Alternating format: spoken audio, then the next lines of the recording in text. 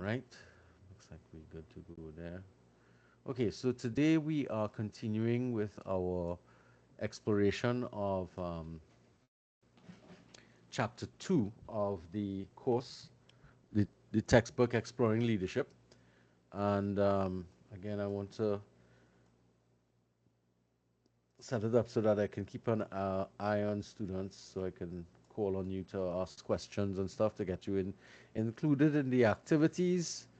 Please do not, this would want to use, don't deny yourselves the opportunity of contributing to the discussion and the explanation. All right. So first thing first, let's share my screen. Um,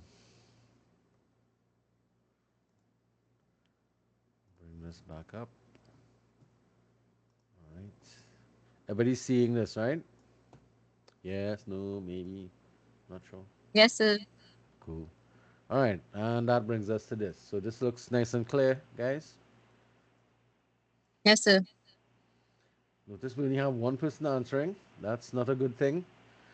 All right, it's starting to rain here, so let me know if the audio is clear enough for you. Just increase my volume here a bit. All right, so we'll work on that. So we're looking at the second chapter in the presentation, and this chapter is going to explore leadership itself, in terms of the positioning, the kind of concepts, and we're going to be looking at the emergence of theory over the last couple of centuries. All right. So one of the things that whenever leadership comes into question, people look at it in a particular way. One of the ways is that leadership is often seen as this prized possession. It's something to be earned. If you think about it, when somebody becomes a leader and you talk to people about the job that they have, for example, they say, I'm the CEO of this company, or I'm the managing director of this company, or that it becomes this kind of prize that people have. But I mean, of course, with it comes a lot of responsibility. Similarly, if it's looked upon by us, especially in the corporate world, as something to be achieved, some sort of prize that we should, all try to get. Um, some people look at leaders in the reverse manner. Some people admire leaders, and of course, some people hate leaders, and we can see that clearly in the current American circumstances, where you have part of the populations that are quite enamored with their current president, and other people in their society that kind of horrified by the person. Where you stand is going to be within this spectrum of absolutely adoration to the absolute hate. So that's the kind of thing that we're going to look at. McGregor observed back when he was writing about leadership, was that leadership is probably one of the most observed activities, but one of the most least understood phenomenons. And that's a very interesting thing, because it brings leadership into this perspective of it being this mysterious type of activity that takes place around us. Now, in if you ever spend some time looking at leadership from a group perspective, or from a very broad perspective, hey, speak of the devil. Saint Hilaire, we was just cussing you. Welcome aboard, Mr. Saint Hilaire. Morning, sir. Good morning. Yeah. Yes, you're not in a position to open your microphone too much. Shania, welcome. The microphone or the video? Sorry. Sorry. Is the video wanted to make it open? Camera, I thought. No, you don't need to turn your camera on. I am actually recording the session to upload, but I wanted to welcome you just to indicate to you that you have a friend in class whose group you've been assigned to, and she will reach out to you to kind Okay. of induct you in, to just let you know what's happening. There are a couple of recordings on the system for the classes that you've missed, so I'd encourage you to go and look at those to kind of catch up. And if you have any questions, there is a link to join a WhatsApp chat group that activates my phone number. You can reach out and speak to me independently if you would. Once you join that WhatsApp That's chat good. group, you'll get my phone contact and everything with it. Cool? Thank you, sir. No worries. All right. So we are, as I said before, we're talking about the changing nature of leadership, and what we found is that leadership has been something that has been studied a lot, and lots of people and organizations have these institutions set up for the advancement of leadership studies and all type of stuff. In fact, I mean, this is just a smattering of some of the programs that I have seen, and in fact, I have participated in the executive leadership program, the Seven Habits of Highly Effective People. We're using this textbook here, the Leadership Experience. That's one of the others. I also did another one called the Leadership Challenge. That was out of well, actually, it was delivered by a lecturer out of West Virginia University. So there's a whole set of these. Anybody familiar with anybody else or any program that they have done that they're not necessarily seeing here? No?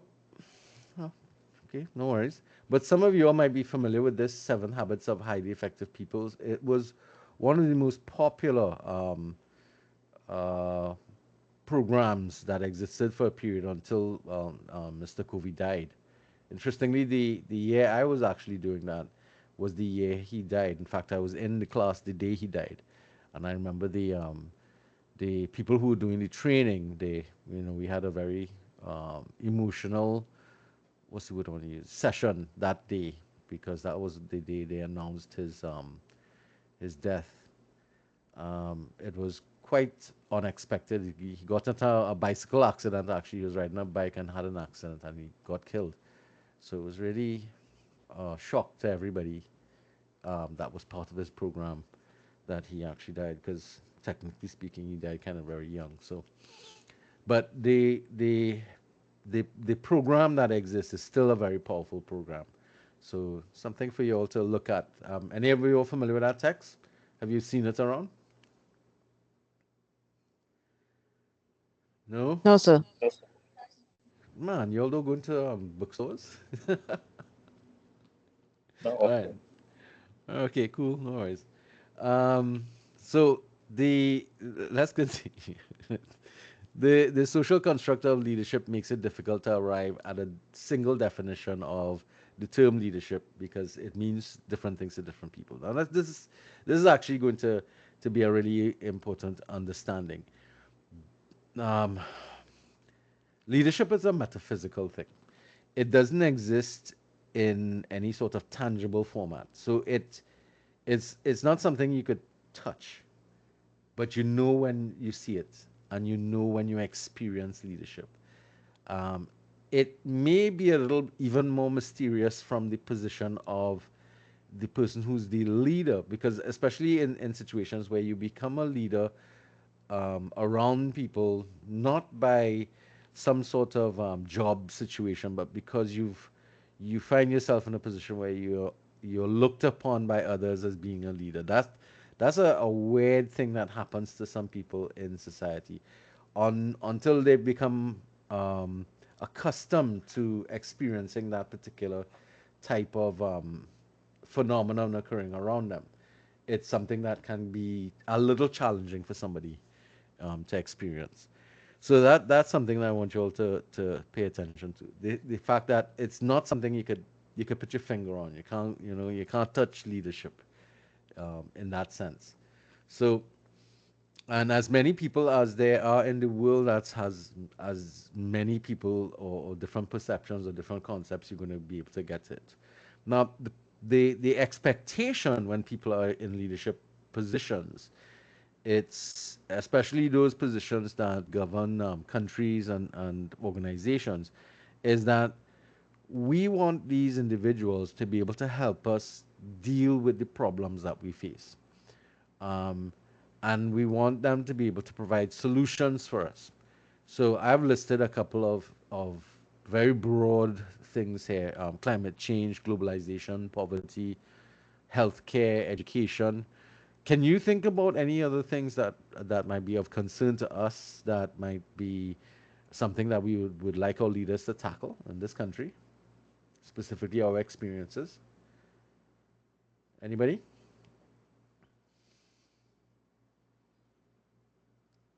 What do you see as a problem that's facing us as a nation that we are hoping our leaders, and we recently had a change in leadership, given the nature of how elections ran. What are some of the things you are concerned with that you would like our leaders to find solutions for? The rising crime. Crime, yes. Scintilla, you wanted to contribute something? I was to answer the gun violence The gun violence, right, which amongst is the part of crime. the crime, yeah. What about the situation arising with Venezuela and the United States? Isn't Yeah, that something I that we think would we like? should to be Go ahead. away from, yes, so I don't want to be a part of it. Yeah, because we stand a chance again trampled to death um, between those two individuals. Any other things come to mind that you would like to see our leadership find solutions for? More employment. Good. Is it just employment, or are you talking about the standard of living in our country?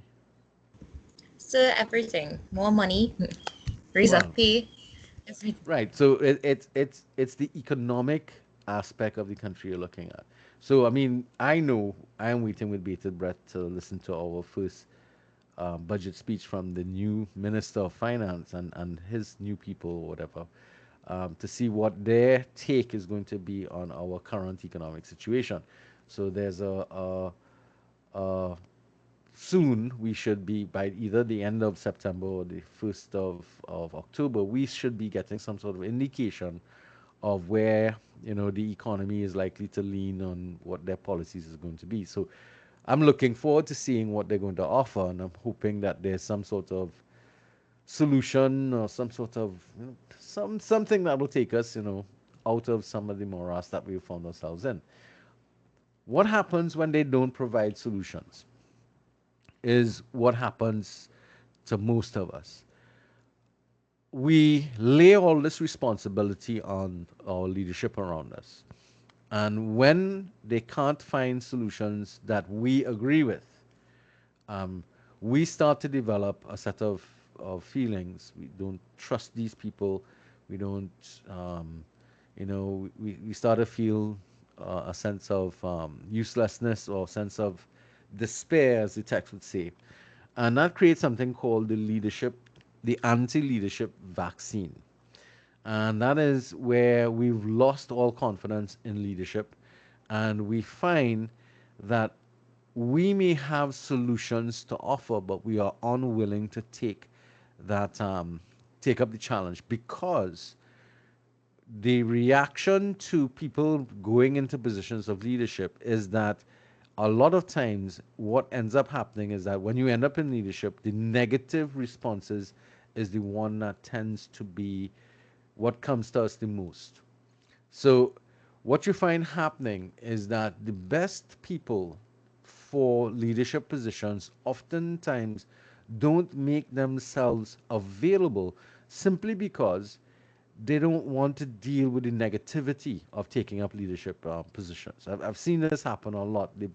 The persons who would probably be better at managing some type of activity, then they're unwilling to put themselves up because of this anti-leadership type of experience that they feel. So think about it. It's sort of like you take a position to leadership, you get your reputation and your character beaten down into nothing. Um, if you, as another person in the wings, had a hope of taking up positions or had an idea that you would be able to find solutions for the problems, you're going to find yourself being very, very discouraged to take that type of abuse from the society. And that's the nature of that type of response. It's a double-edged sword. Um, Whereas the job itself might be rewarding, the attitude or the response you get from the public, if you don't have a thick enough skin, you're not gonna want to take that. In fact, you'll probably avoid, which is a human experience. You're going to avoid dealing with the negativity, and therefore it stands to reason that you're not going to be willing to take up leadership positions. That is true in particular when it comes to political situations, um, because the political situation tends to open people up to the most amount of abuse.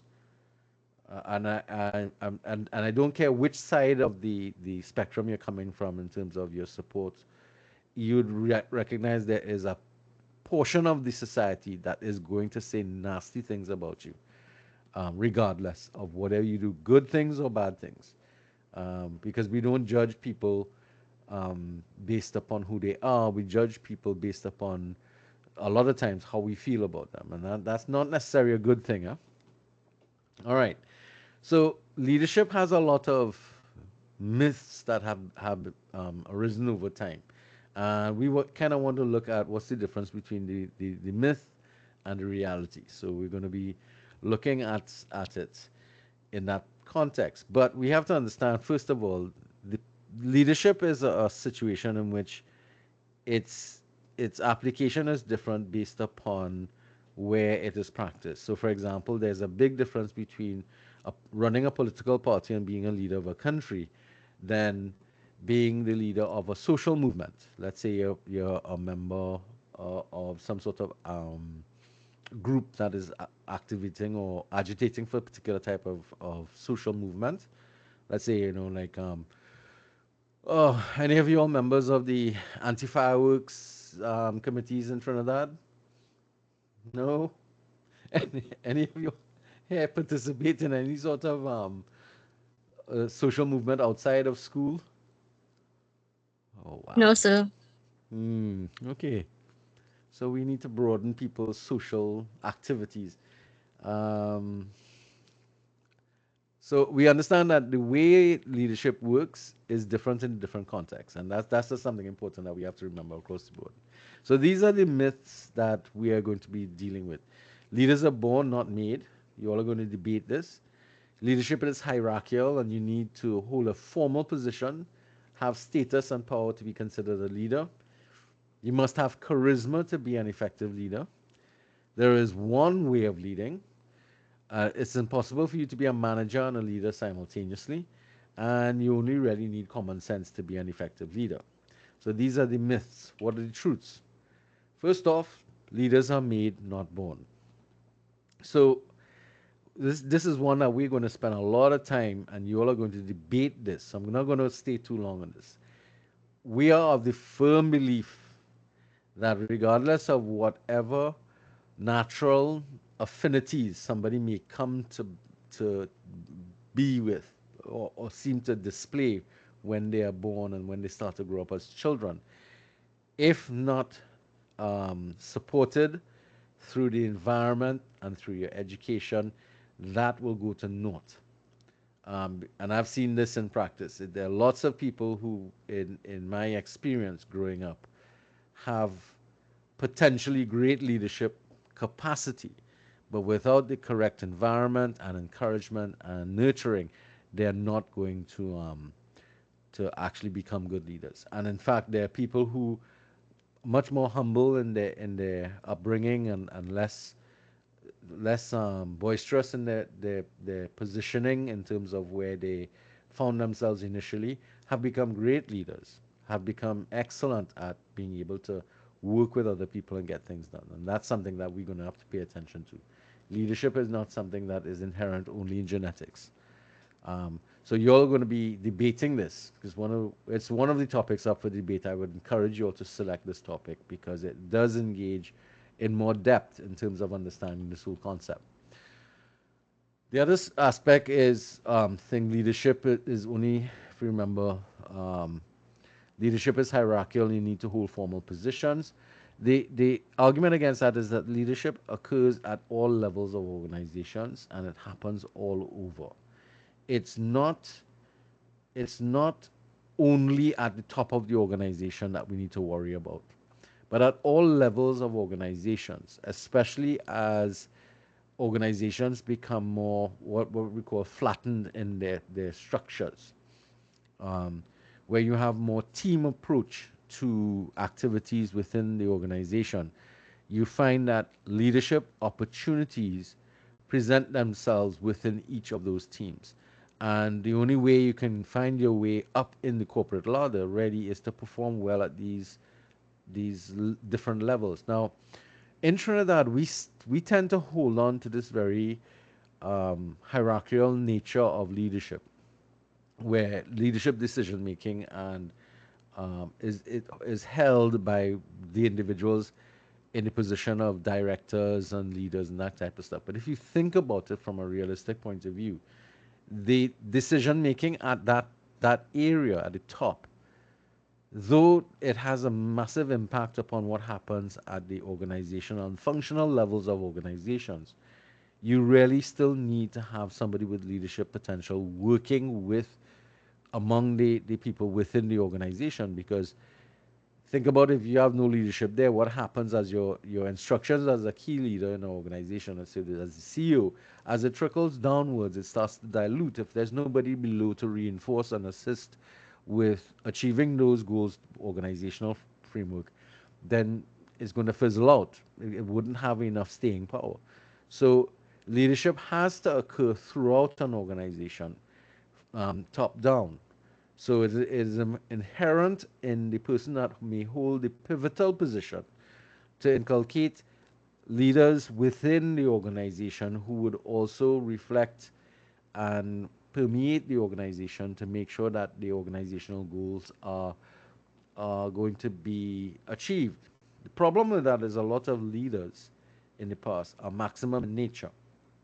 They don't want anybody who would potentially challenge them in their position at the top. So therefore they stamp out that type of thing. But lately, what we're finding in more evolved societies or more evolved organizations is the concept of, you know, leadership existing throughout an organization, not centered only in one area. It helps to empower the organization. It makes the organization much more flexible and able to react proactively to what's taking place in the environment around them.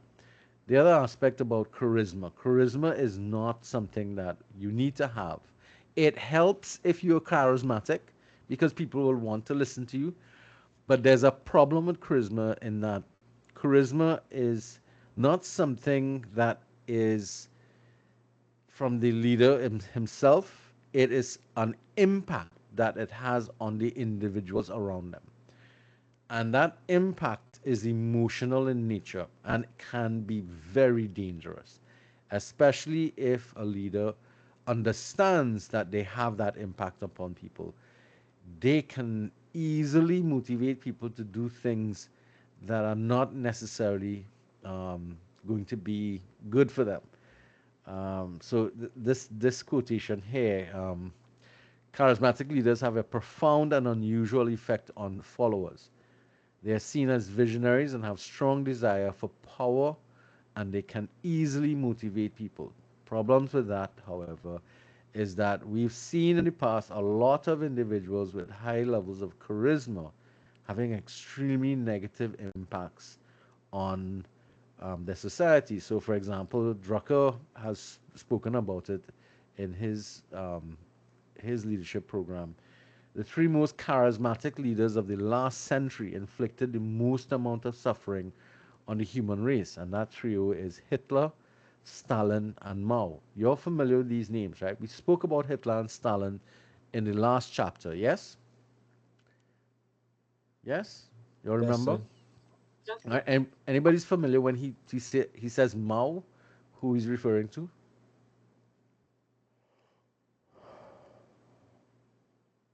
No, sir. No? No? All right. So Mao is just the name of Chairman Mao. Chairman Mao was the leader of China and led the communist revolution in China.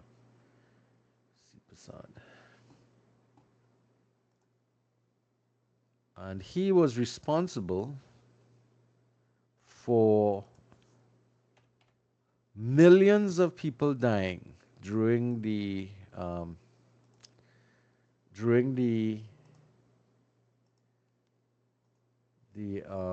why is this here? Okay, during what was called the Great March Forward, um, and primarily what a lot of people died from was re-education camps and starvation. Um, so, as I said, in fact, I think he was responsible for more people combined from Hitler and Stalin. So Hitler and Stalin were Hitler particularly through World War II, Stalin through the um, Soviet Revolution and the subsequent activities that took place, and Mao through the Communist Party movement in China, and the Great March Forward that she dealt with. They were seen as three charismatic individuals that led to some very, very negative aspects of things taking place. And that's the danger of charisma. Now, these are all charismatic individuals throughout history. So we spoke about Hitler already.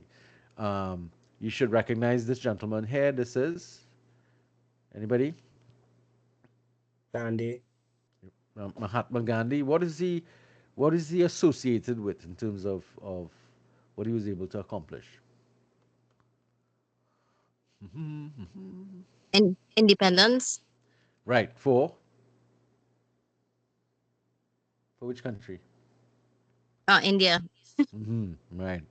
Also, something that happened as a result of India getting independence was the secession of Pakistan, and that led to big problems that we still inherit today, right? So that's something he wasn't happy about. We're familiar with this gentleman here, Dr. Martin Luther King Jr. He was associated with the civil rights movements in the 40s and 50s in the United States, and of course was assassinated. Um, so we're familiar with him. He was also seen as very charismatic. That "I Have a Dream" speech you can listen to, and you can feel that charismatic nature. Everybody's familiar with this gentleman here, this reverend here.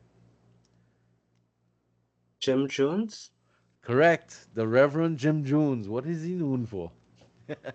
He was a cult leader, if I remember correctly. He became known as a cult leader, yes. And what ended up happening?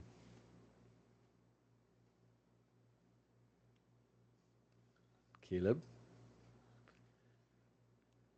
That I don't know. All I remember hearing was that he was a cult leader. Right. Anybody? So this is Jonestown. Jonestown what? Yours? The this mass suicide or something like that. Yes. So he had his entire people um, commit mass suicide because of the what happened with him. Now there are lots of films you can look at that speak to him, and the surprising facts that came up in terms of Jim Jones is that the people he was able to gather around him to become his faithful flock were in fact not you'd have thought it would be simple people, uneducated, that kind of stuff. It wasn't. It was middle class individuals in society that were marginalized in the American society around them, and he was able to get all these people together and encourage them into this particular idea. I mean, and he's probably the one that was at least in this period really badly known here because he went to the Jonestown massacre took place in Guyana because he got an agreement with the Guyanese government at the time that was for Jules Foreman or I can't remember, but it's an F name. Um, and he created this utopia place called Jonestown, and it was in Guyana that the mass suicide took place. By the time the American authorities got there, everybody was dead. There were very few survivors who told the story afterwards, and of course, there was tons of pictures, and this included adults, children, babies, everybody drank.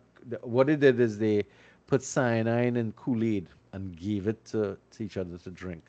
He himself didn't take the cyanide. He shot himself in the head. Um, that was another thing.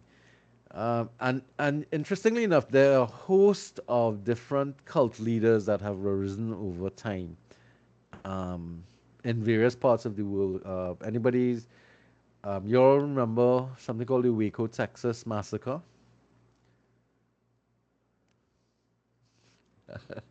You all should look into some of that. If you're all into podcasting, there's a lot of podcasts about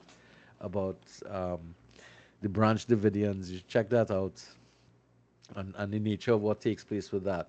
And that is the problem of charismatic leadership. Charisma can lead you to do great things, but it could also lead you to do dark and dangerous things. And that's the danger of charisma, and why charisma is such a problem when we start to talk about leadership. All right, another truth about leadership is that there's no one way to lead. Leadership is varied based upon people's style, their gender, cultural identities, personal value systems. So it's not going to be one one type of style that you're going to come across. More importantly, different contexts call for different types of leadership styles. And that therefore means that we need to pay attention to the individual as well as where they're practicing leadership for it to be a reality. All right, so this one speaks to the myth of you can't be a manager and a leader. The reality is that managing and leadership are two distinctly different activities. Management means that you're focused on looking at managing the resources you have available to achieve the goals of the organization. However, leadership is something that can take place within. So while you're working with people to get them to complete their jobs, to meet their quotas and stuff like that, leadership activities is part or subset of what you're going to be taking that's will take place with people. It's not therefore clear or distinguishable that leadership and management can't happen at the same time. Yes, you can have both of them. And in fact, the more effective your leadership qualities and skills are, the better manager you're likely to be. And that's something that you have probably experienced in the past as well. As I said before, management has the accomplishment of the organizational goals as its focus, whereas the people are going to be what your focus would be as a leader, and how people feel within the organization and how they feel when they're working in the organization. That's a distinct difference. And if you have a manager who understands that distinction, it will be much easier for you to work with that person. I don't know if anybody here has experiences like that. I mean, because as I said, there's a difference between getting the job done and then two, feeling good about the job you're doing. That's two distinct differences that we're talking about there. Anybody can identify with that, or you all don't have enough working experience to come across that kind of distinction? Anybody? Hopefully, some of you will. We'll find that's going on. All right. So we just talked about the nature of that. Of course, we are clearly in this class because we believe that leadership is a teachable activity. It's something that people would like to do. It's something that can be taught. It's something where your skills can be developed, and it's a lifelong process of you learning to be leadership and learning from mistakes you make and getting better at it. All right? Trust me, nothing that you're going to do in life is ever going to be perfect the first time that you do it. And even if you think you're perfect, there's always better that can be done. As with anything, it's always going to be a circular activity, or as I like to say, more of a spiraling activity. You do something, you get better at it the next time, and you develop your skills as you go on and go on. And it's the same thing with leadership activities. All right, but there are lots of people who still believe to this very day that leadership is not something you can teach anybody else. You have to be born into leadership. All right.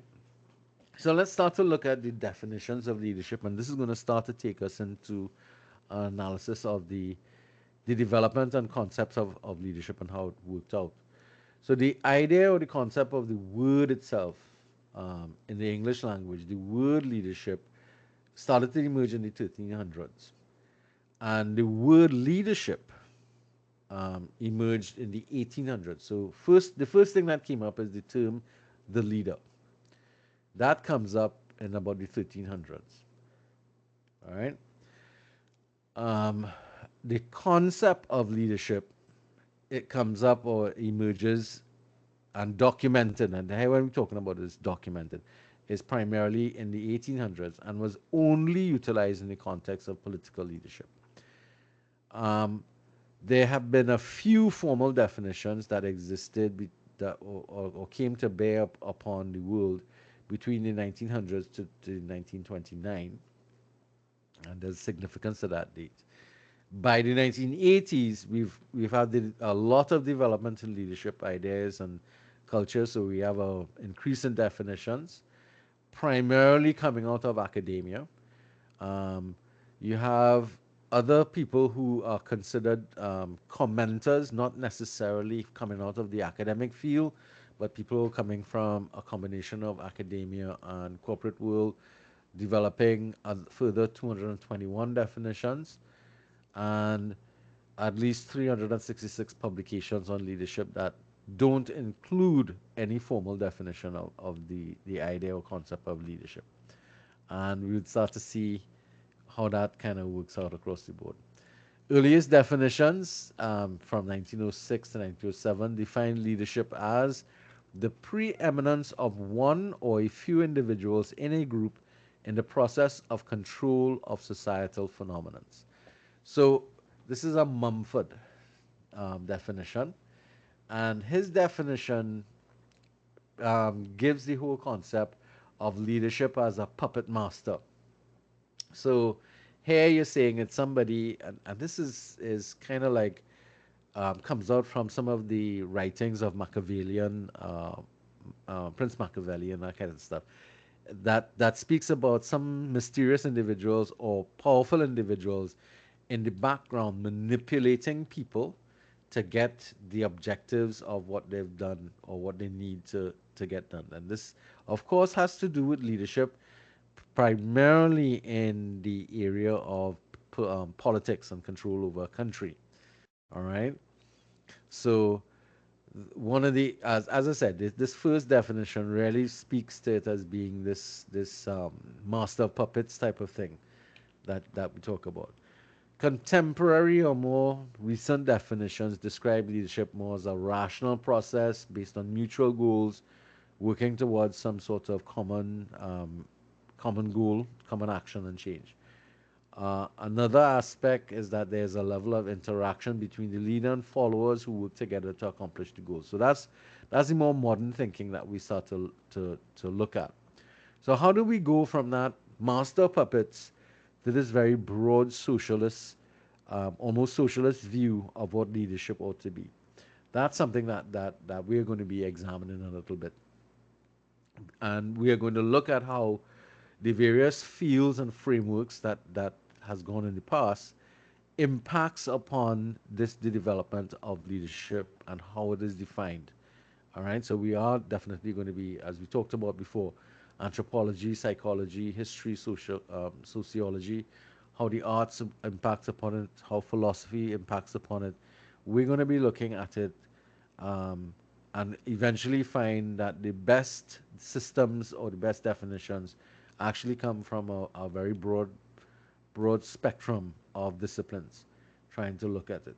The problem with it, even with all of these approaches, nobody has come up with something that will cover everybody's perspective.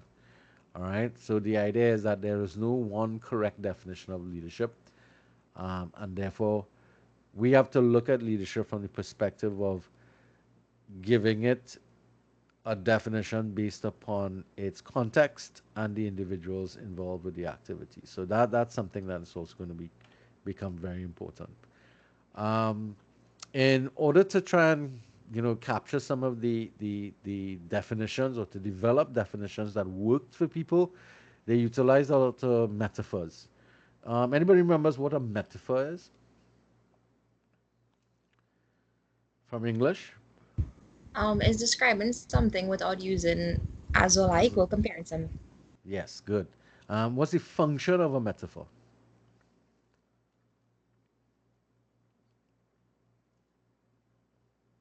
What do you think the function is in the English language when you use a metaphor? To compare? Yeah, well, not only compare, but what's its function to the reader or to the writer?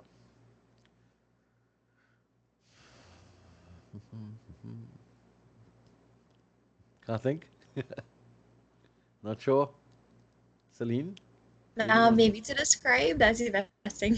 Well, it is to describe something, but if you are describing something that nobody's ever met, one of the reasons why you use a metaphor is to liken it to something that people are already familiar with.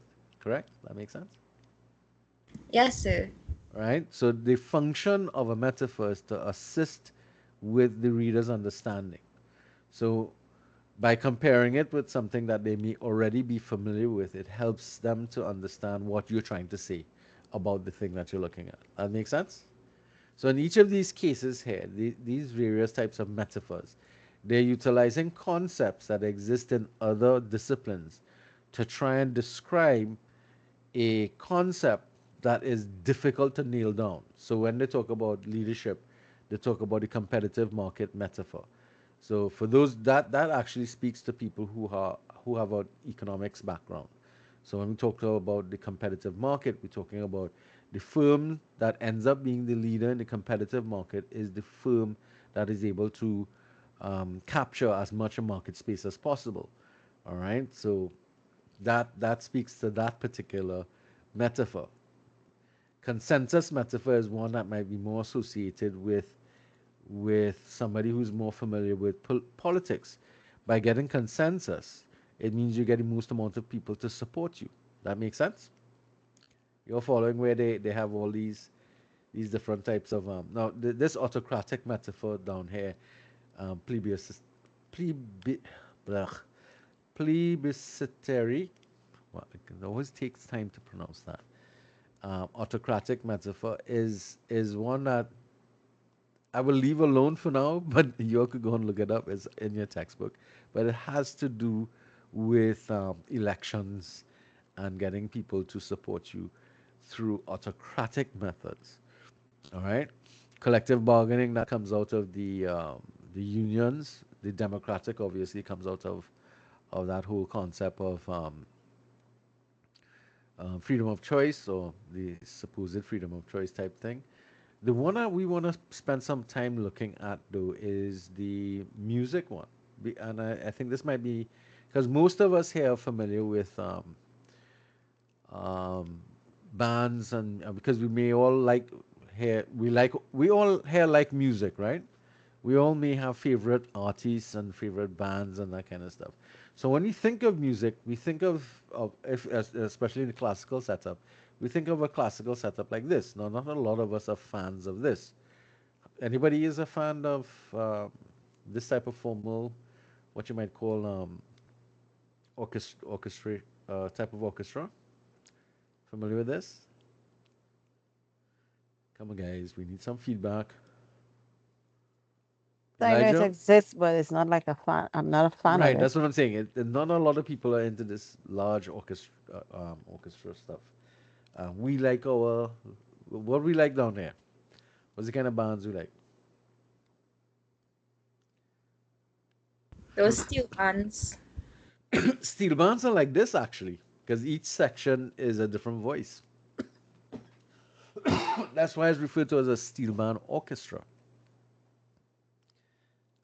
because it's still a section where you have, if you think about it, those big um, bass fiddles at the back there or bass guitars. Those are the bass drums, the six bass and 12 bass, that type of stuff. You have different voices here. You have these wood blown instruments. Then you have brass instruments somewhere on the side. You have these stringed instruments here, the violins. That's like the tenor pan. You have this cello here. So we have like a guitar pan, and you have a double seconds. You all familiar with these things from the pan side? Any of you all have play pan? Please tell me somebody here played pan. I was stupid. So I've been a long time. Oh my good lord, a long time ago. But I mean, it didn't stick with you that Yeah, so long. when you join a pan side, you had to choose a voice you wanted to work with. Most people run down you have tenor, double tenors, seconds, cellos, It was a tenor. guitar pan. Yeah, you all remember some any? Wow, that's interesting. Okay, maybe I should bring some pictures of steel bands here for you to see different sections. All right, well, we might be a little more familiar with smaller units, and Dupree talks about something called the jazz musicians. So what he talks about here is a jazz band leader is a leader who must choose music, find the right musicians, and perform in public.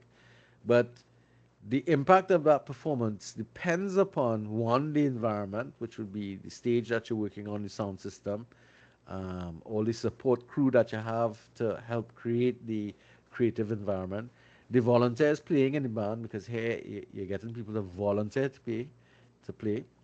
The need for everybody to perform at their individually at their best, but collectively together, and the absolute dependence of the leader on the members of the band to get the thing done properly. So this is the kind of format we might be more familiar with. If you think of if you have ever gone to a concert and you see a singer in front singing, there are people behind who they are absolutely reliant on for the foundation to work, for his vocals to work or her vocals to work properly. Without those people working together at their best and working not only individually at their best but collectively to get that groove right, you're not going to enjoy the show. Have you ever gone to a performance, a fete, and a band just not getting it? Any of you all?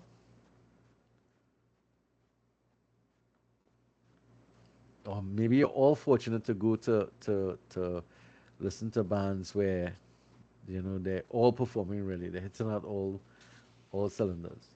But I have seen bands because anybody here is a musician, by the way, plays an instrument. I think I had to make. You'll need to all learn an instrument. Trust me, it'll help. Nobody here is a music. Yes, who I saw a hand up. Where's that? Where's that? Who was that? Whose hand went up briefly? Griffith, speak to me.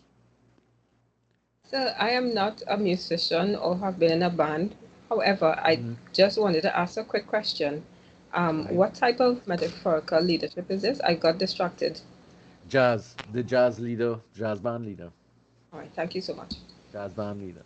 So the idea is that what Dupree is trying to say, the complexity of bringing a unit, even a three-piece band together, the complexity of leading a band in that context helps to display or show us the the problem or the intricacies of being a leader, because there's so much going on that can't be looked upon as any particular one thing. It's a whole combination of things, and none of them are tangible things.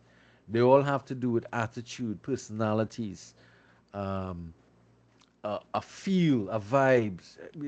People talk about these things in a kind of mystical kind of thing. It's a feeling you get. It's a hugely difficult thing to define, and that's what Dupree and all the other authors are trying to indicate us. that this whole concept of trying to nail down a definition for leadership is something that we could spend all our lives trying to work on. Um, and that is really going to be a problem because it talks to so much things. So Dupree's leadership metaphor here, it illustrates the need for inclusiveness, valuing individuality, showing the importance of the public good, showing the importance, empowering people to realize their own personal talents and gifts. This is a lot of stuff happening here that that jazz leader has to take into consideration in terms of just one performance. And it takes a lot of work from individuals in leadership positions to get this done. So when you see and you hear about a musician getting home and from a performance, they're absolutely exhausted because there's a lot of stuff going on that none of us as the participants or spectators at a performance have any clue of what's going on. If you work behind the scenes, you'd start to realize a little bit of it. Um, and that's why I'm asking if any of you all have any sort of musical background or belong to a band or actually performed in a band, you'd start to understand the complexity of what Dupree is hinting at here and how much work it actually calls on. And what he's using that is a metaphor to describe the complexity of what leadership is all about and how ineffective our definitions are about leadership. All right. Okay. So they go on here to talk about the episodic leadership situation, and an important one because what Ross is talking about here is leadership is not something that is constant. It is something that happens in your day-to-day activity in little episodic or little episodes. 5 minutes here, 10 minutes here, maybe an hour over here. Why? Because the leadership is part and parcel of other activities that you get involved in. Think about it from when you're at work. Not every If you're in a supervisory position, not everything you do is going to be leadership in nature. Some of it is going to be just functional, just getting the job done, you know. But the minute you start to engage in some sort of organizational activity, that could be looked upon as leadership. Somebody comes in and have a problem, and you sit and you listen, and you talk to them, and you help them to find a solution. That's a leadership activity. You sitting there and doing your daily planner, that is not leadership. That is just you getting your work in order. You understand? So this is where Ross is saying, that leadership takes place in these little episodic affairs around time. So you run a meeting, yes, that's leadership activity. You sit down there and you're doing, some sort of grunt work, filling out forms and that kind of stuff. Or that is not. That is just functional stuff. So leadership here is more seen as an episodic thing, and it's quite right because even if we go back to the jazz leadership thing, although there's a whole set of stuff going on there that the leader has to get involved with to bring people together, it's not going to be constant. If it's constant, it'll be absolutely exhausting. Yes, Cynthia. See you, Mike open. Elijah, you wanted to say something?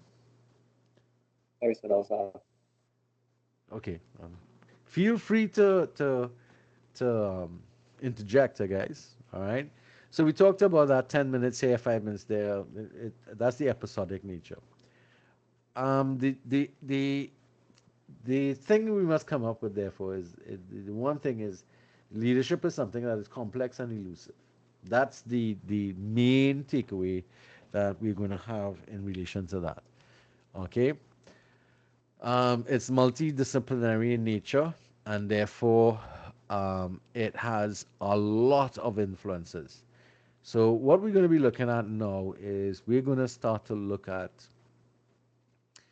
the theories that have been generated over time to be able to explain what leadership is, or what they thought of it, and we're going to be looking at sort of like critiquing those leadership theories from one to the other. So we're going to be looking at the great man, the influence theories, trait approach, reciprocal leadership, all of these, and what we're going to also look at, and I'm going to point out to you, is the linkage between what was taking place in the world in terms of general thinking and the impact that that has on the theory development. So let's start to look at if one of the earliest theories that exists about leadership is called the great man theory, and this theory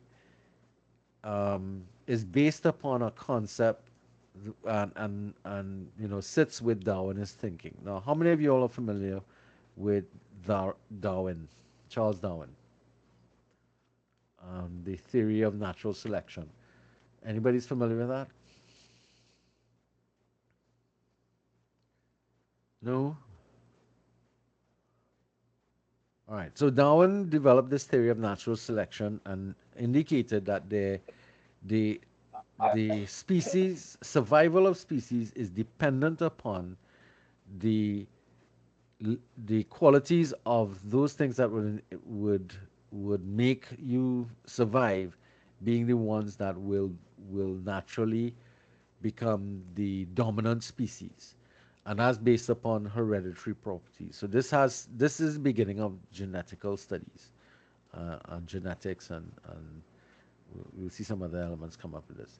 And this was at the beginning of the 19th century. It sort of started to lead us into the scientific approach of dealing with things.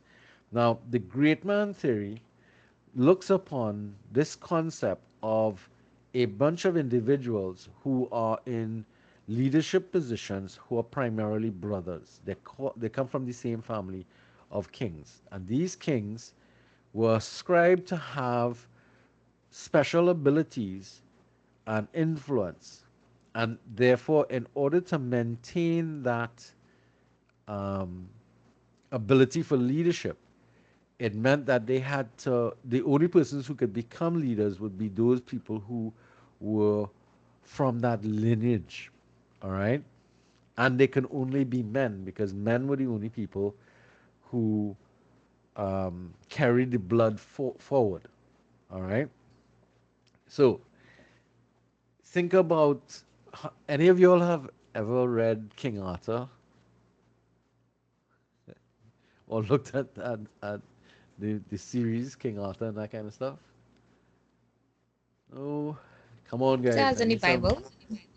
No, King Arthur, the and the and Excalibur and that. Come on, I watch a serious. movie. Right, I that's watched the what I movie. wanted. Right. So King Arthur and the sword Excalibur. That is where this comes from. The great man folklore theory. That is sort of like the instruction manual that comes out. These brothers, this man rose to be king, and he had all these special abilities, the sword and all the strength and this goodness in his heart and all this kind of nonsense that they exhibit in these movies. And only that person, only people with that bloodline can continue the power as represented by the ability to wield that sword. In order to make sure that that bloodline existed or it was maintained, that bloodline had to come up in another man who would marry somebody else and then bring that bloodline forward. You follow? So the only way here, according to the great man theory, is that only these people can become leaders, and they made up what was called the aristocracy. All right, and they were superior to anybody below them. And if you read any folklore and you read any sort of books from out of medieval time frame, this was firmly believed. All right, look at any of those old movies on King Arthur and all that kind of stuff, even the Knights Templars and all kind of stuff. Because another element to this is to look at, well, you all may not have read the book The Holy Blood and the Holy Grail, but you might have looked at the Da Vinci Code, the film The Da Vinci Code. Any of you all ever looked at that or read the book The Da Vinci Code? Yes, sir. I've seen the movie. Right, and that was about what? The bloodline of Jesus. All right, yes, the existing bloodline in modern times, yes. And the bad part about it was what, Celine? What So was the I barely disappointment? remember this movie, you know. I think it was because they couldn't find it, or if they did find it, it would have been difficult or something like that. No, the bloodline was with the woman. The girl that was helping the main actor, I think it was, well, I can't remember his name now. Um, the problem with the Holy Blood and the Holy Grail, it harkened back to this whole concept that a group of individuals called the Knights Templar they were hiding what people think to be the the um, the chalice that held the blood of Christ, and that treasure maintained this mystical value. So they were hiding this. I mean, and I'm really brutalizing this because the Knights Templars and that kind of stuff is huge history we're talking about from way back. Oh God, what's the name of this stupid movie? No, it's actually not very stupid. It was a really good movie. Um, you all need to go and look at some of these movies to get some of the background talking about here. Um, God, this who was the actor that played Legolas in King of Lord of the Rings? Anybody remembers his name? Um, uh, trying to remember. He did another movie called The Kingdom. Yes, Orlando Bloom. Orlando Bloom. Yeah, in a film he had done prior to or after the Lord of the Rings, he did something called, I think it's called The Kingdom. I'm not sure, but that actually showed one of the largest battles between the Muslims and the Christians in Jerusalem, which is the seat of all this um, Templar bloodline and stuff like that. And Templars actually featured in that movie. If you look at that movie, you kind of get some background into what I'm talking about in terms of some of the thinking. Now, you have to remember, in Europe, these were the kind of stories, that's why they refer to it as folklore, that generated the concept that you can't be a leader unless you were born into it. The problem with it was limited to only men. So therefore, when you had somebody like Joan of Arc emerging in history and Catherine the Great, great female leaders, and these aren't what's the word I want to use? These aren't fake people. These are real people that actually existed in history. I mean, people will tell you about King Henry the Great and all that kind of stuff because it falls in line with this great man folklore. That thinking is what led to the development and popularity of that kind of leadership theory. You could only be a leader if you have this bloodline running in you, which is where the concept of the Holy Blood and the Holy Grail came in. Because it is the bloodline of Jesus that determined that you would be the king of the world. You understand? And it had to be a man. Interestingly, in the Holy Blood and the Holy Grail, the woman ended up with the blood of Jesus. So look at that movie if you can. What was it again? The Da Vinci Code. Check it out. Just out of curiosity, giving you all some nice homework to go and look at some films. Find them and on streaming and see if you can get it. I'll see if I can remember the next movie that I was talking about with Orlando Bloom and Kingdom of Heaven. I think that's the or Kingdom of God, something along those lines. Now the problem with this theory though is that whenever you had people that didn't follow this particular concept or people who rose into power, position of power, who didn't come from these mythic origins, they were just simply ignored as leaders. That's to tell you how bad the theory was. So by the 1900s, that great man theory was ignored because they couldn't justify that bloodline always being the same thing. And if you think about it, um, if you look at kings and queens, you'd realize that what ended up happening in a lot of instances was too much inbreeding. Because in order to keep the blood pure, that's the word, pure bloodline, it meant that you couldn't marry too far out of your circle of family. So you ended up marrying cousins and second cousins And that led to a lot of problems because you had leaders being born with mental deficiencies, and some of them had bad physical deficiencies that created problems. So by the 1900s, the great man theory gave way to something called the traits approach or the trait theory. And this says there are people born with particular traits that will lead them into becoming leaders. What were those traits? And they had to have these particular traits. It's assumed that the leader had particular traits such as intelligence, height, and self confidence that differentiated them from non leaders and thus made them successful. Now, there's a whole list of the other traits that's missing from this book because I think it's trying to be safe and non-judgmental. But the rest of the list is blonde, blue eye, and white. All right, and male. They had to have a penis. That was important because only people who had those physical characteristics and mental capacity can be looked upon as being a leader. They also have to be tall. They have to be particularly tall. They had to have a particular height, as they talked about that. All right.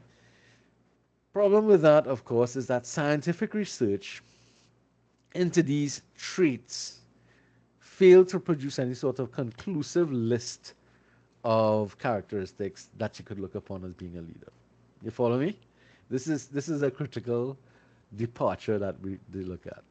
So obviously that traits approach couldn't hold water. So we had later on we have something called the behavioral approaches that came up.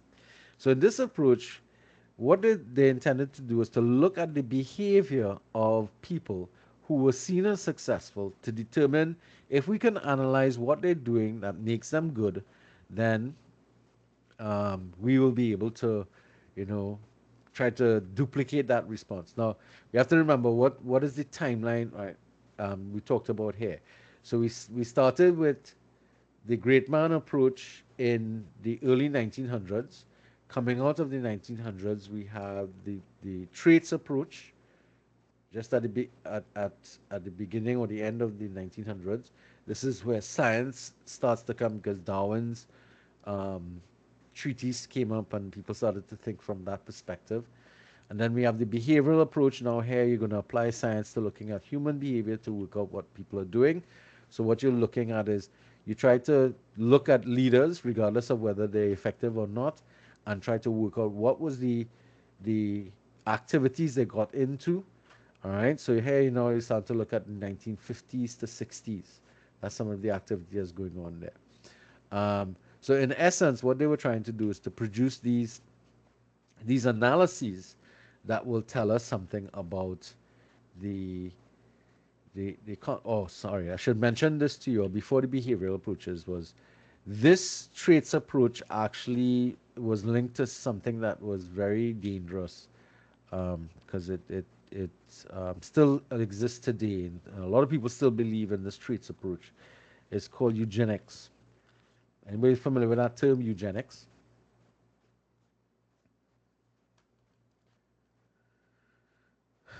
No, it's related to current gene therapy and gene splicing. But what it was that it because the understatement to the traits approach is existing out of the 1900s was a number of wars that took place from 1915 to 1918. We had World War One, and then we had World War Two coming up from 1936 to 1945. World War Two. Behind all of these activities, remember, with those two world wars, you had a concept of eugenics and this trait theory. It has a very dark aspect to it, and what I'm trying to say to you guys, where people truly believe that these traits were genetic in nature or were endemic in an individual, and therefore it was important that these individuals with these traits were the leaders or people who were going to be designated as leadership moving forward. That's why I said they're sort of softening the discussion here, and they did it very quickly. But it is linked to that period in the during the early part of the 1900s that people firmly believed that there were a group of individuals who were responsible for leading the world forward. And those people had specific genetic markers or had particular genes that came from bloodline, but it wasn't only with one family, that there were basically going to be these individuals who were white, who were male, who had a particular type of skin color, eye color, hair color that would make them leaders as opposed to anybody else. They were not just seen as not leadership material, but subhuman in nature. And that therefore put a large portion of the world into a bracket that would have been seen as disposable. And this is part of the underlying concepts that existed in and around Hitler's rise to power and his attempt at world domination. You all understand now where how negative this theory was in terms of how it's going. It sounds funny, but it had and there are lots of people who still believe this nonsense to this day, especially people who are in white supremacist movements and stuff. They believe that that leadership is the responsibility of the Aryan race, and that thinking is what led us into a lot of problems. So here, this is why it's not the date of where the behavioral approaches come up in terms of the 1950s. Sorry, I'm going backwards. The 1950s and 60s is important because 1945 is when World War II ended. 1946, to be specific, that's when the countries kind of wrapped things up after the Japanese invasion. The Japanese detonation of the nuclear bombs and stuff like that, which led to the emergence of something else. So we'll have to deal with that as well. So the behavioral approach really comes up with the rearming of societies and the rebuilding of societies in the early part of the 1950s into the 60s. So what happened there now is that they started to look at the field of psychology and try to see how behaviors impacted on leadership activities. So here they were just paying attention to what was going on by leaders. So what they did was they would analyze the activities of managers and start to work on them. So there are a couple of theories that were generated. Um, University of Ohio and the University of Michigan, there were these what you would call bivarial or bivariate models, where they looked at two behaviors that contributed towards good leadership or poor leadership, and that was the behavior of consideration and initiating structure. So consideration is whatever you do to help and support your staff, which is, be friendly and supportive. Whereas initiating structure is activities that the manager would engage in that were focused on the achievement of the goals of the organization. So think about now, why think about this? You had all of these factories operating. Why factories? Because in the 1950s and 60s, there was a lot of factory work required to help rebuild the world after the devastation of World War One and Two. All right, you had large segments of the world that were absolutely flattened by bombing, and therefore you needed to focus a lot of production, especially in the United States and in Germany and England, they had a lot of work to do to fix things. Japan was part of that as well, and other parts of China got involved with some of that as well. But during that period, you had the Chinese movement towards communism, and you also had the Soviet Union movement towards communism. So you had a different form of factory work going on there as well. But think about it from that perspective. Here you have these factories running. In it, you have these observers who are coming in to observe think about with clipboards, and they have these these two columns that they're observing. So they try to check off any kind of initiating structure behavior or any kind of consideration structure. So they're standing there making observations and trying to collect data on these two dimensions to see whether or not this manager's behaviors in terms of how much they do in terms of one type of behavior helps to make them a better leader than another. All right, so you're just gathering all this data, trying to do some sort of analysis. For those of you who did statistics, they would probably use some correlation activity um, and statistical analysis for that. So another model propose another two-factor here. The same thing, concern for people, concern for production, which is the same as initiating and consideration. All right, and they would go into there. That's the Blake and Morton model. Their research um, tried to conclude that effective managers would show higher, more activity and concern for people and production. Well, does that actually make any sense at all? Um, then we have another model here that was developed. So they tried to look at three different things that help to make to determine this. So they started to look at task-oriented behavior, relationship-building-oriented behavior, and participative behavior, behavior that people engaged in more cooperative type of thing. So again, you have all these behavioralists going in there and trying to make these observations. Problem with it, it wasn't very scientific in nature. The data gathering was impacted upon. For those of you who are familiar with this, um, if you know you're being observed, you're going to change your behavior, and that fact alone, the presence of the investigators being in your your face, it actually creates a problem. All right, because it's going to change your behavior across the board. So all of these theories had really big problems. They were trying to explain something that was very complicated by trying to offer very simple um, methods of explaining it. The majority of research on leadership behavior ignored situational variables and the context in which they were taking place. So by the end of the day, basically all the results turned out to be inconclusive and were inconsistent when trying to be applied from one different industry or one factory to another. So that then led to something called situational contingency approaches. So obviously, if the context in which the thing is taking place is important, well, now we have to go back and change our approach. We have to start to say, okay, this approach proposed that leaders should vary their approach based upon the context or situation. The situation determines who will emerge as the leader, and that is the leader being the product of the situation. So contingency approaches therefore meant that we pay attention to the context in which the activity is taking place.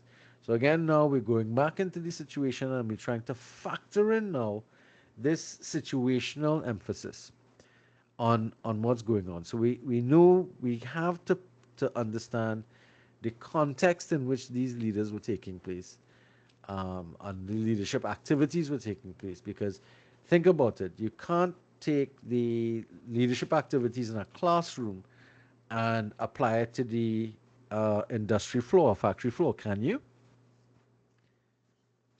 Can you do that? Can you apply the same contextual approach to a learning organization like a school um, to a factory floor?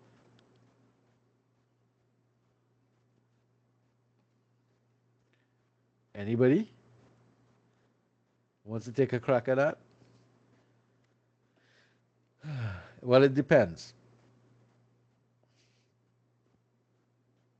Ms. Griffith, any chance you could give me a response?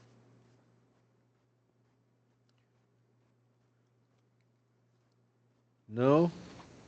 So I don't think we could use the same context, the same situation.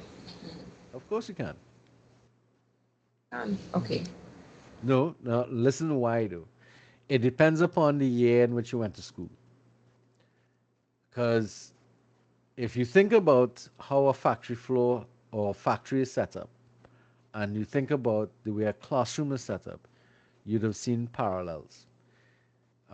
You'd notice that if you go into a classroom, traditionally the classrooms are set up with the desks and chairs all in a row facing one direction. How many of you all have ever gone to a job site and seen the same setup or similar setup? And high above is the officer who's in charge in a sort of skywalk area who can come out and look over the floor and see what's going on. Much like a rostrum that a teacher stands on to overlook the class. You seeing the similarities there? Guys? Anybody else seeing that? Simone? Or Shalini? It's Any of you similar else in seeing that? like an office Some setting. Say that again, Miss Raghunath. I said I've seen that in like an office setting. Correct, yes. Pretty much like in an office setting. So we can we can utilize similar leadership and analysis approaches if the circumstances look very similar. The context may not be different. And in fact, prior to the late, I would have to say, almost 1980s, latter part of 1980s into the 90s, our educational system kind of reflected that industrial approach to looking at things. Um, so therefore, but that aside, situational theories try to take into consideration the um, the impact of the where you were and the context that you're working in. Led to the development of two theories. Now you all don't have to learn any of this, and just be aware of the development. So it's 1960s here. We're talking about the least preferred co-worker model, which describes how the situation moderates the relationship between leaders' traits and effectiveness. All right, and then we had the path goal theory in 1957 by Giorgio Poulos, posited that if a group member perceives high productivity to be an easy path to attain his personal goals, then they would tend to be high producers. But if personal goals are obtainable in other ways, then they're not likely to be a high producer. So here is the beginning of another start of linkages here, because the function of the leader was to increase the personal rewards that a subordinate feels they can earn from the performance in the job.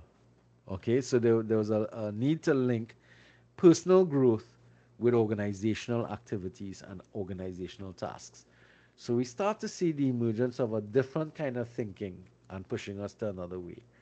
All right, so we will start to see how that goes into thing.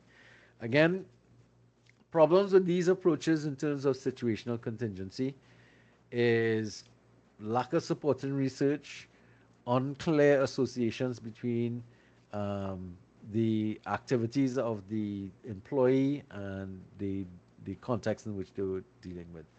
So quickly, those theories kind of lost their way, and that led to influence theories, which Max Weber or Max Weber, depending on how you want to pronounce it, started work in 1924, had to take a break, and came back to it in 1947. So if you think about what took place between those years, you'd realize that the wars kind of interrupted his ability, because Max Weber, the reason why I'm saying Max Weber is because he's German, and he used the term charisma in a managerial context to describe the form of influence based not on traditional power or formal authority, but rather on followers' perceptions that the leader is endowed with exceptional qualities. Now, the reason why the 2 years kind of punctuate what he did here is that a lot of his work had to do with his observations of the Führer or Hitler during that period, because a lot of things took place based upon a lot of his work followed the charismatic approach of Hitler in terms of his impact upon the German people. That's something that you want to pay attention to. So House in 77 later on, tried to formalize some of that work that was started by Max Weber. And he proposed this formal theory of charismatic leadership that can be explained through a set of testable variables. Now, charisma is attributed by leaders by their followers, so it's not something that a leader can actually say he has charisma. It's something that other people have to tell you, which makes sense. That is quite true. You could think yourself charismatic, but the only way that is true is if other people believe you have a charisma. All right. What House started to show though in his thinking was that there needs to be a set of conditions that help charismatic leaders to become more effective or more influential. And one of the things that he noticed was that for charismatic leadership to really have an impact, it has to be related to a time frame of social crisis. And this is actually what took place in Germany, which is what Weber was actually working on or looking at or was observing. Because the key reason why Hitler came to power was because Germany had just lost World War One, and they were being made to pay the rest of the world back for that behavior. Now the problem is World War One was predicated from kings, really. It was kings that had an argument, and it ended up with the country going to war with everybody else based upon something like that. So of course the people now were suffering, and in that suffering because they had um, really bad inflation, they wasn't able to pay for goods and services. They had a lot of problems, and Hitler rose in that circumstance with his charismatic leadership to work them towards something that they've believed would help to answer their problems in life and challenge whatever the status quo was, which was at that time the royalty or the aristocracy being in power. With with Hitler, I mean, because you got to the position where Hitler became chancellor for life. He was voted chancellor for life by the the the democratic people of Germany. And then not only that, when he said go to war, they went to war willingly too. So and then we had a whole set of other things that took place in relation to that. So the problem with as House talked about was that charismatic leadership has inherent dangers, especially when the leaders cannot be controlled or followers are willing to give the leader too much leeway. And that therefore leads to a lot of dangerous activities that leader can get up to. And as I said before, it has happened in numerous occasions. Um, the biggest being with Mao and with Stalin and Hitler, but it's also happened um, with with other smaller cult leaders and stuff like that. So it's something that you want to pay attention to there. All right, so that's something that you'll want to pay attention to as well. All right, so that theory kind of focused its attention on charismatic leadership, but it didn't explain leadership across the board. So then we started to come up with reciprocal leadership theories, and this was coming out of the 1970s. So reciprocal leadership theories focuses on the relationship and reciprocal nature of leadership follower interaction. So here we started to develop this concept of we are working together. Now, what is endemic in the late 60s, early 70s? What was the world culture like at that point in time? Can can anybody remember?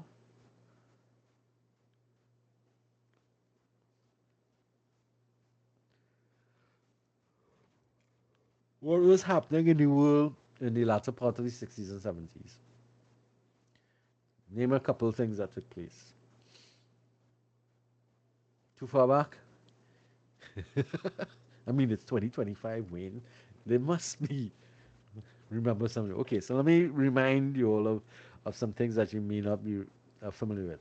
So you had Another war was going on. You just had the end of the war with Korea, for those of you who might be familiar with that.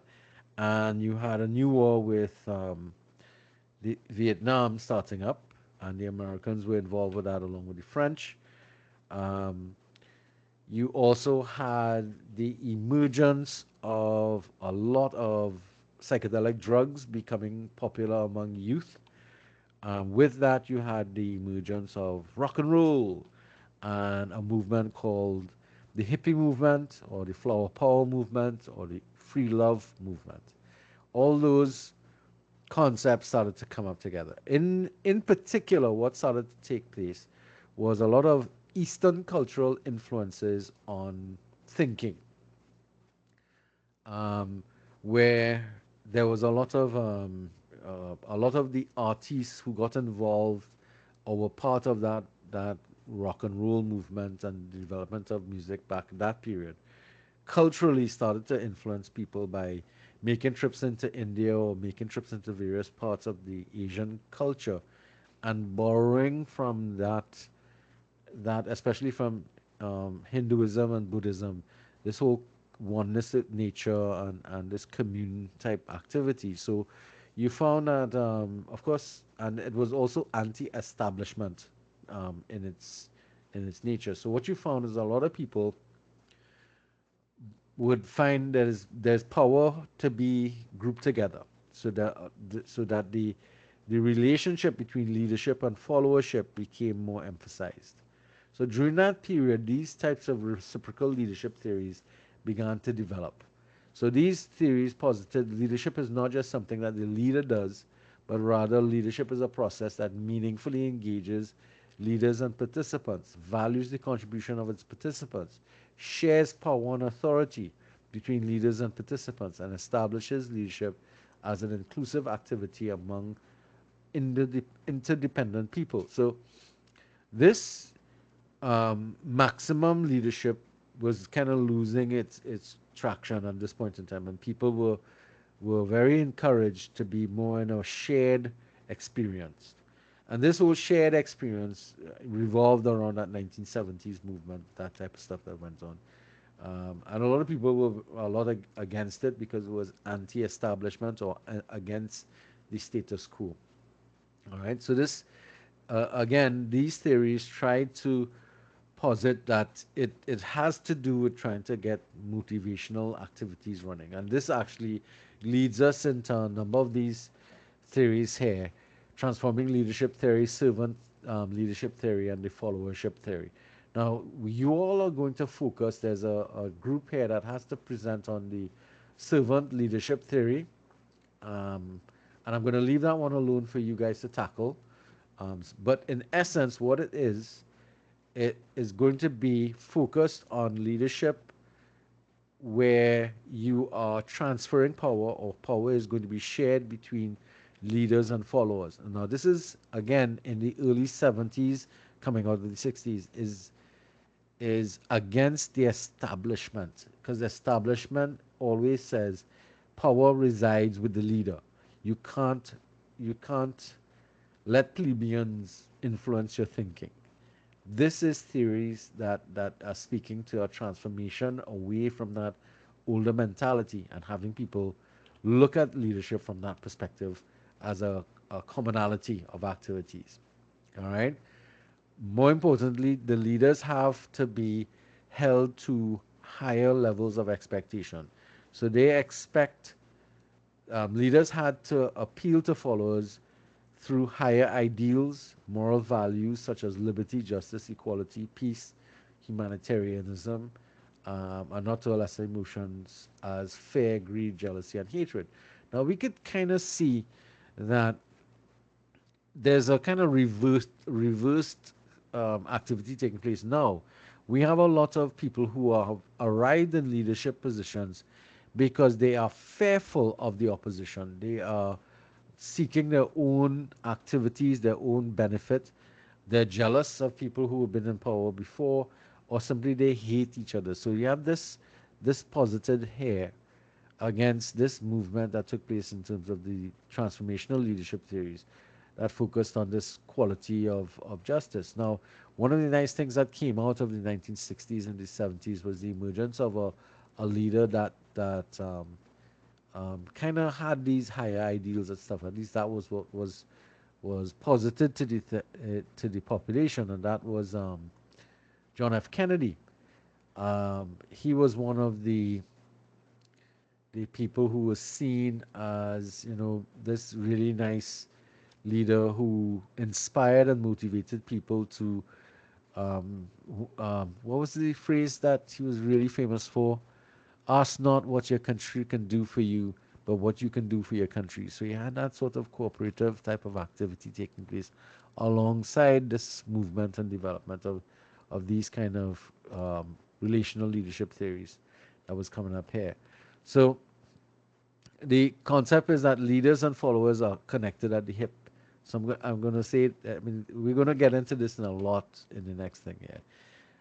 Power was supposed to be something that is common and shared between both leaders and followers. It was important for them to be able to look at again, everything is shared. We are all together. And again, think about the concept that I spoke about. We had this period of all this free love, and we are all one as a people, and people were, really engaging in self realization and self actualization and all these types of Eastern cultural things that was going on that helped to push us into this kind of direction. Kind of hairy fairy kind of stuff. So these are some of the leaders that were seen as being, as I said, transformational in nature. And I spoke about JFK, John F. Kennedy, um, Mahatma Gandhi. We've met before. This is Abraham Lincoln. And interestingly, out of these six individuals here, in terms of transformational leaders, four of them were assassinated because they were transforming the nation, or transforming the world around them away from a particular mainframe type of thinking, or a mindset that people felt threatened by their activities.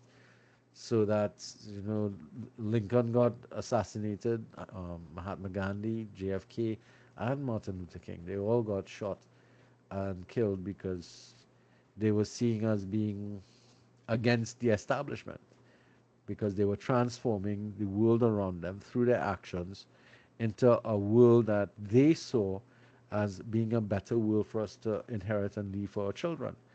Um, Mother Teresa and JFK, not JFK, Roosevelt, here, President Roosevelt, they transformed their countries or their activities in different areas. So for this gentleman here, this president, he actually pulled the United States out of the recession, or what was called the Great Depression, whereas Mother Teresa here is seen as somebody who was influential in the whole thing of poverty and dealing with sickness and poverty in India in particular. So interesting. All the theories really spoke to that type of transformational leadership, but they always spoke to the fact that it was a we thing. It's not a leader alone. It's leaders along with the other individuals around them, their followership, that was going to be important. So as I said, I'm going to gloss through this because a lot of these theories you all are going to have to treat with in your presentations when you're dealing with followership, leadership, servant leadership, those things. It will come up in some of the presentations from the DAFT. So, but understand the theory that's coming up here. It's those relational theories that we're going to look at. This is another one of those theories, servant leadership. This is the one that the group from the class is going to present on. Um, and this is the positioning of the leader as servant. The leader is seen as, or is supposed to position himself in the concept of being a servant to the rest of the society. That the focus is to empower the members to become leaders themselves. So that's another element that you want to look at here. All right. So the servant leader is the CEO, staff, directors, and trustees all play significant roles in holding their institution in trust for the greater good of society. So you're seeing you as an organization, as a leader in the organization, you are, setting your activities up for the betterment of the world around you. And it's supposed to be a reciprocal nature of things. So the other element of this was both leaders and participants are stewards of the organization who dedicate themselves to taking care of the needs of others, and the organization needs to uplift the mission of the thing. So it's very altruistic in its approach, and that's part of the stewardship servant leadership model.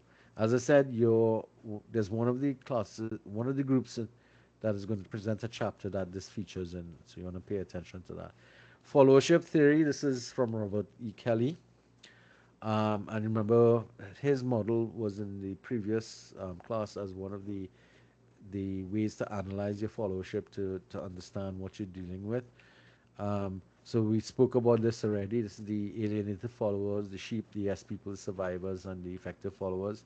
So the concept here now is to develop a situation in which you get everybody into the area of effective followers, so that you can develop their critical thinking and independent thought processes and get them to become more active in engagement and engaging with the issues of your organization.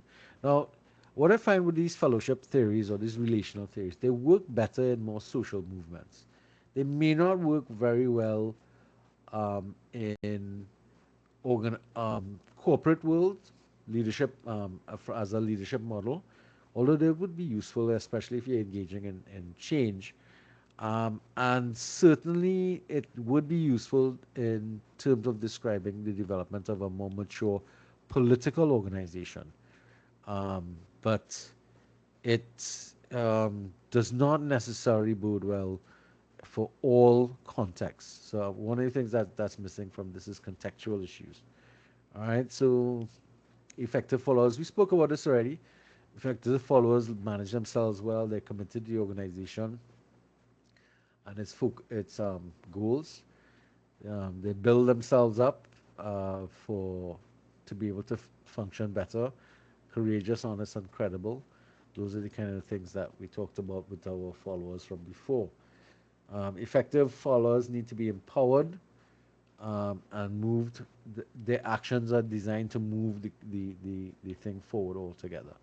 So, all right. So that will take us to the leadership paradigm. So this is part of the thing that I spoke about before.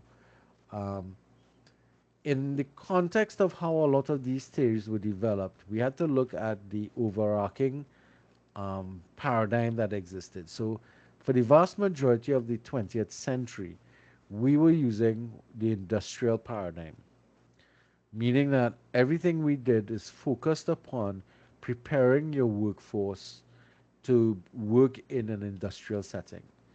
Now, the problem is that industrial paradigm has changed. We are now in I would want to say, the information technology paradigm. So this paradigm that governs overarching activities can no longer hold water in our changing environment. And that therefore leads us into the emergence of some seriously different types of leadership programs. All right. So I like this because leadership theory in the 20th century mirrored the industrial era in that the theories were structurally functionalist, management oriented, personalistic and focusing only on the leader, goal achievement dominated, self interested, and individualistic in outlook, male oriented, utilitarian and materialistic in ethical perspectives, and rationalistic, technocratic, linear, quantitative, and scientific in language and methodology. This perfectly describes I mean, it's a lot of description that's taking place, but it perfectly describes the the industrial era of the world coming up, and as I said, ending into the 1990s and stuff. With the invention of the internet, that changed. Because, I mean, the world before the internet was a different place, and access to information changed things so much it's not funny. And the problem with it is that a lot of you younger people will not have known the world in this context because the world has already shifted away from this. Um, so those reciprocal leadership theories were the, the problem with it the in that industrial focus still impacts upon this reciprocal leadership theory, but they don't work together because in the industrial theory or the industrial context, you can't have this lovey-dovey approach to leading an organization. It's my way or the highway kind of situation. So a more totalitarian view to leadership would work in that industrial paradigm. But after this or post industrial paradigm, there's a different approach to how things have to look at. And therefore, it leads us into some different situations that we have to pay attention to. All right. This is going to take us into leadership map for a rapidly changing world. All right. So we are currently facing an unprecedented economic, technological, social, political, ethical, um, tumultuous sea of change, right? So, what we're doing is we're facing currently a massive amount of changing environments. We have to therefore have a different way of looking at the world. And most of us have already made that transition. The problem with it is that our education systems have kind of stuck, hasn't made that transition yet into that thinking, because much of what we've taught in schools before, this is especially in secondary and primary school, prepares prepares us for living in a world that's neat, controllable, um, but not in this hectic kind of world that we work in and exist in, because that's the only reality that we have to understand here is that the only constant in life is going to be changed. But if we think about it, the world around us no longer holds to that structured approach. So everything that we may have been taught in the past to treat with a world that is neat and orderly is a lie, actually, basically. And unfortunately, a lot of us have started to show the problems with that, in that OCD becomes a problem because the world is this place of change and constant change in that. It creates this anxiety in a lot of people to want to control the world around them and make it neat and tidy. And the problem with that is um, that's not going to happen. And that's one of the reasons why that anxiety starts to become problematic, which now has this OCD um, um, label on it as well. I have a form of OCD, and I can understand because there's a sense of incompleteness in the world around us at all times now. You're not in control of things. Things are outside your sphere of influence, but they have a direct impact upon your your world, and you can't control what's happening. It's a practically it's something that makes for a lot of you feeling very upset all the time. And that means that the theories that exist have to be able to successfully produce thinking to deal with that chaotic world that is the reality around us. Because the size, quantity, and speed of change that takes place, the theories can't just sit by themselves and not react to that chaos that exists around us. So that then brings us to chaos theory.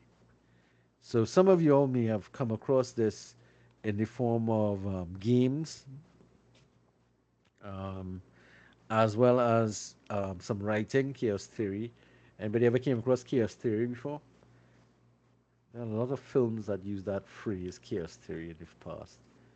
There are books that are written about it. But basically, the world is not a um, it's not a world that we expect things to be the way we want them to be. So chaos theory has been defined as an order without predictability. It has two important characteristics. It is inherently unpredictable, while at another level, it displays hidden patterns. All right. This view of the world as turbulent, ever-changing, risky, and always challenges is echoed and expanded in some recent works describing the quantum or chaotic world. All right. So quantum theory is kind of tied up with this as well. So all those theories that we looked at in terms of trying to explain leadership can't hold water if we've changed the underlying paradigm that we're living in. That paradigm of that ordered industrial world no longer exists around us. We're living in a world that is full of change and rapid change in that. So this chaos theory actually tries to describe the world as it is, not as we would like it to be. And that means that if we don't have a theory or we don't engage in thinking about explaining phenomena around us with this framework in mind, then we're going to try and force older theories back on top of a world that can't tolerate it. All right. So when we're dealing with chaos theory or we're dealing with this whole concept of chaos, we have some basic things that we can hold as being important. All right. First off is sensitivity to the initial conditions, which means we need to be aware of what has brought on this change. That's what we call the importance of the initial conditions. So I want you all to try this with thinking about the pandemic that we went through. What was the initial conditions that led us into the kind of lockdowns? And that was the emergence of a new virus that was super virulent and did not have an immediate treatment. So let's track back a little bit, huh, from the end of 2019 to where this came up. All right. So start to think about that as the initial conditions. Then you have to go with relationships that are critical. So we're looking at the connections with each other in order for us to connect one to the next.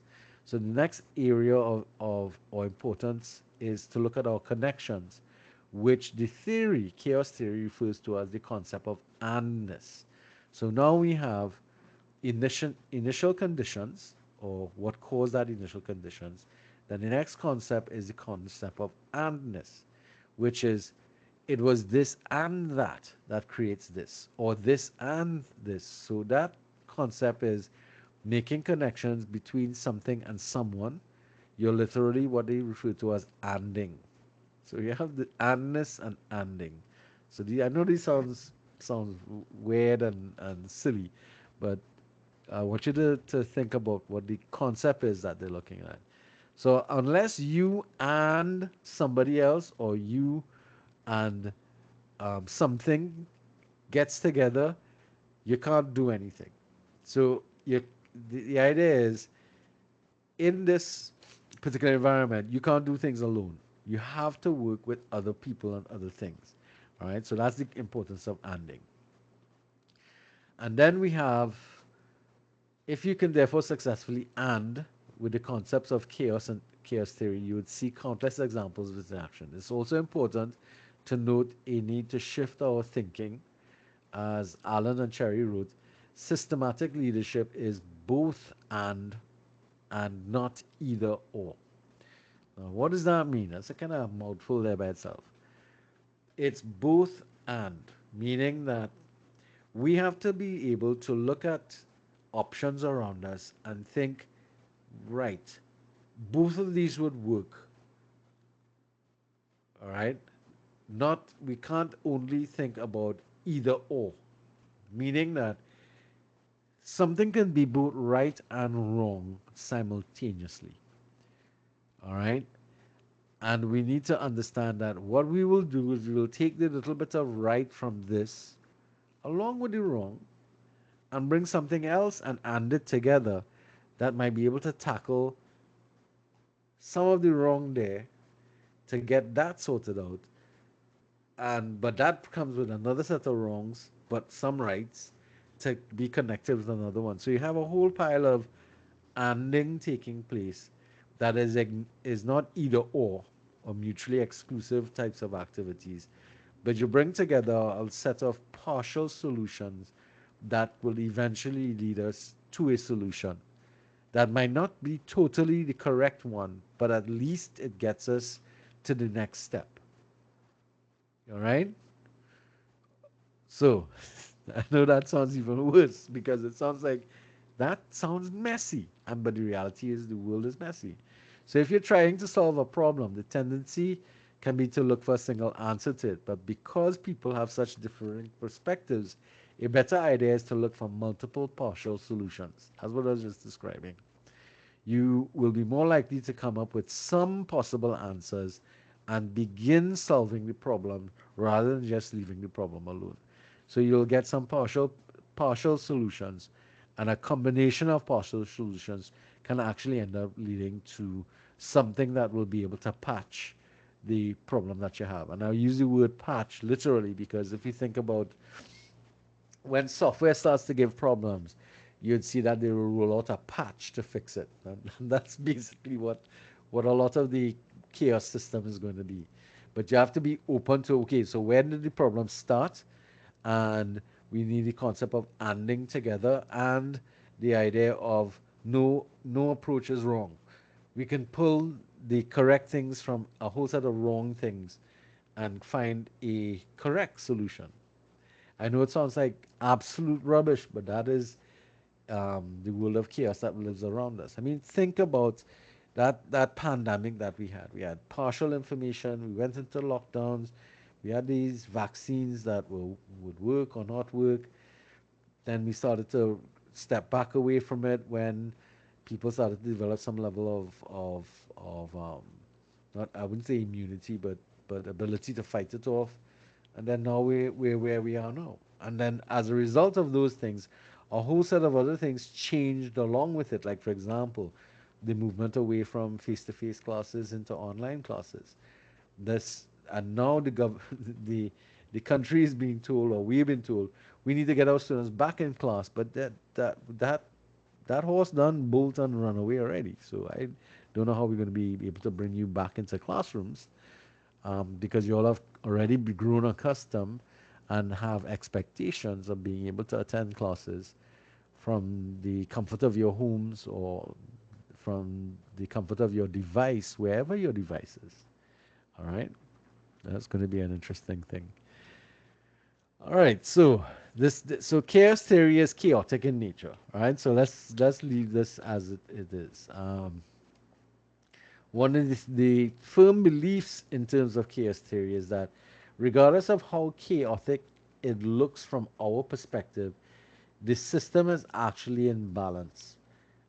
It will find itself correcting itself. So eventually, all after all the confusion is done, the system or the world will find itself in its own equilibrium, its own balanced state. Now, the problem with that, of course, is that chaos theory and chaos systems sounds very vague, and they don't necessarily support the thinking of a lot of people around us because we still have generations of individuals who have been heavily influenced and trained and developed under that industrial paradigm of organized, neat world. And the reality is that a lot of those people can't really effectively function in a world that is governed by chaos.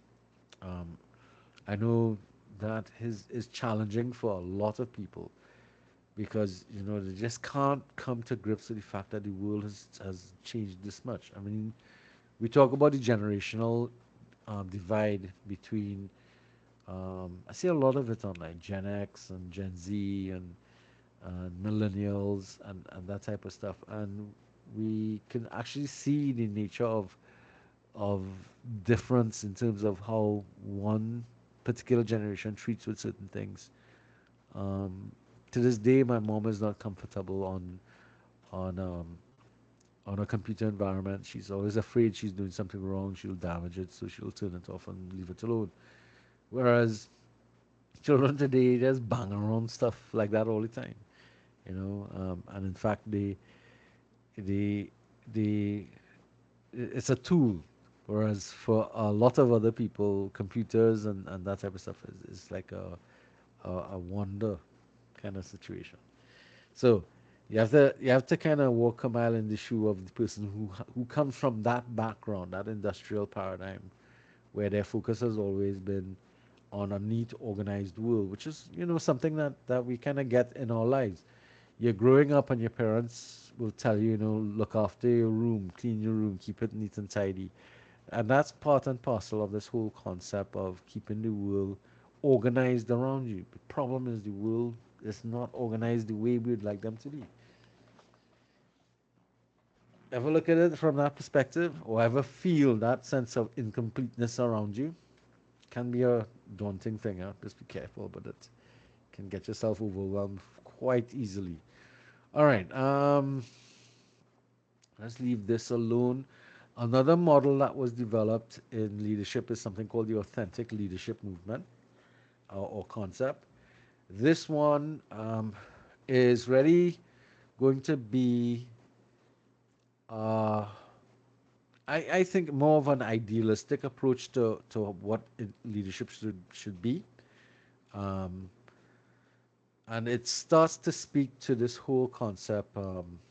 So let's look at what it says here. A new development leadership is a review of many reciprocal leadership models and post-industrial research, leading some scholars to see an underlying theme in all these approaches, which they call authentic leadership. So starts from the position of all the people involved with authentic leadership are authentic people. So let's look at what this means. Forget that piece here. The authentic leader here is somebody who is confident, hopeful, optimistic, resilient, transparent, moral, and ethical, future oriented, and gives priority to developing associates to become leaders themselves. Now, that is a list of characteristics that is highly optimistic in nature. So, this authentic leadership model is one that sits upon an assumption of people being authentic.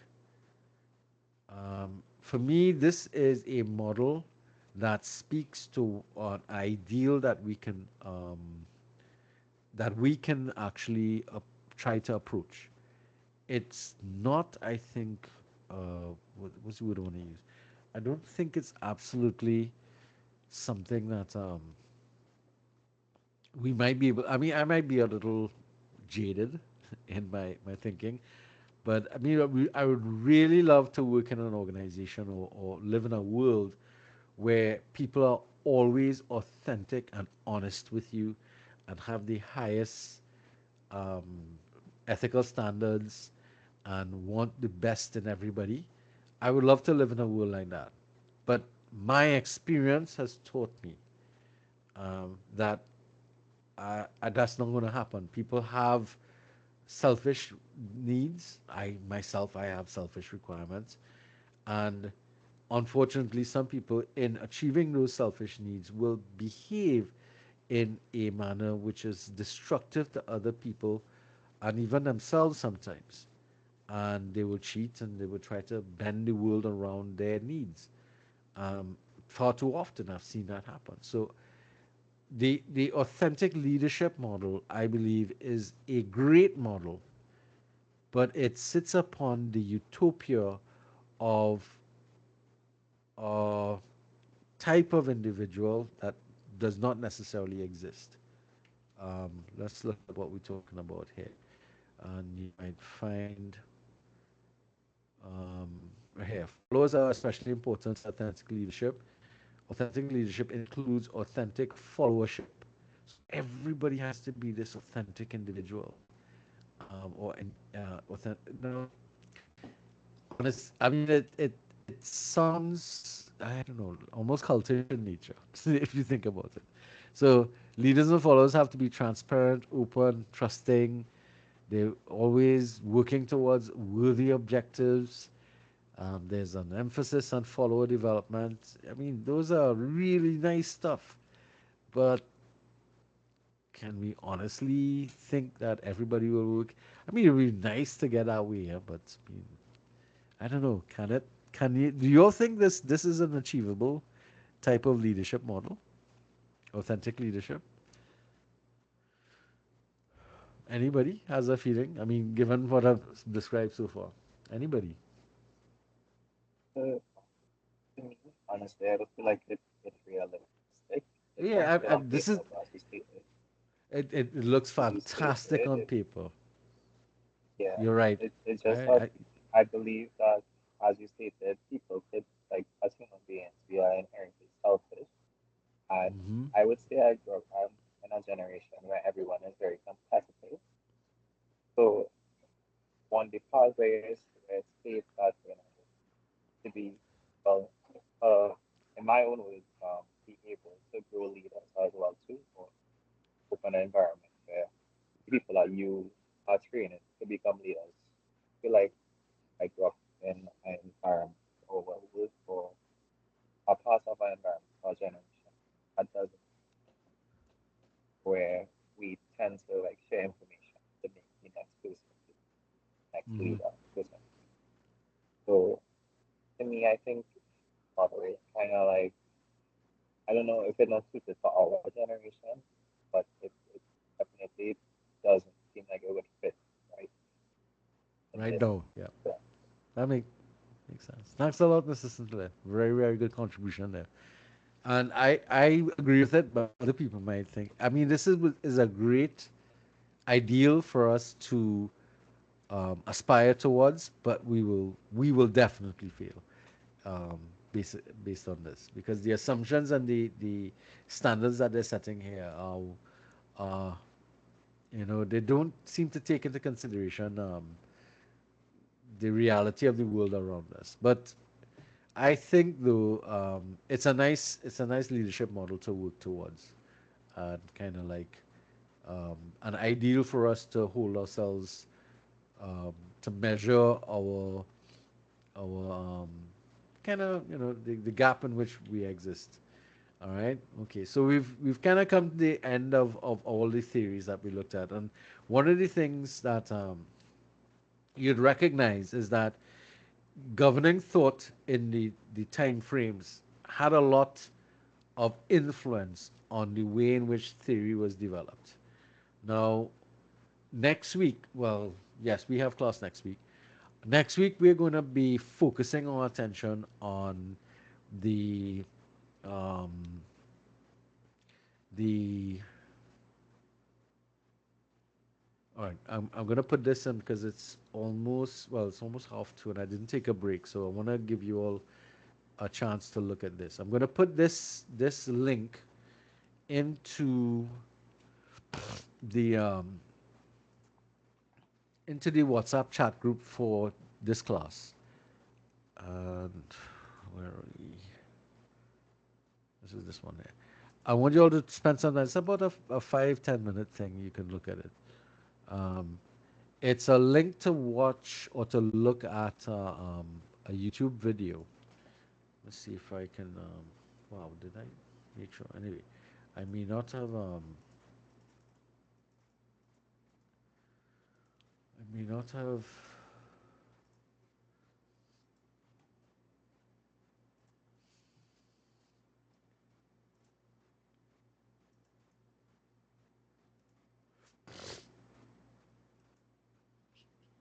All right, are you all hearing anything from that video?